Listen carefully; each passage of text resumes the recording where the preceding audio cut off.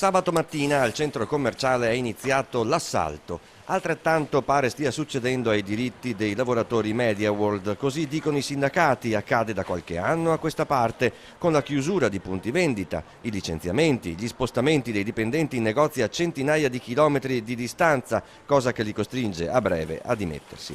Il lavoro domenicale, da accordi sindacali interni, attualmente viene pagato il 90% in più, un buon incentivo che però verrà ridotto al 30% con decorrenza 1° maggio. Ottima scelta di tempo.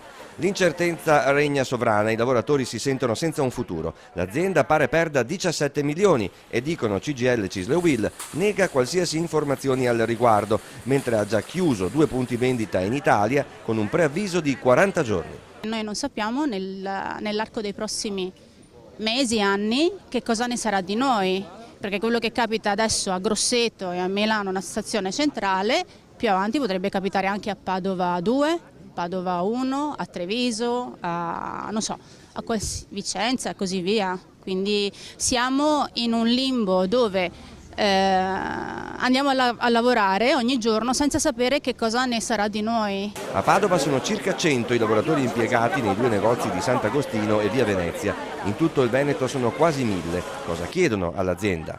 Che ci ascolti, che si sieda al tavolo con le organizzazioni sindacali e si trovi insieme una soluzione. Io non voglio pensare che l'unica soluzione che ci possa essere sia quella di tagliare.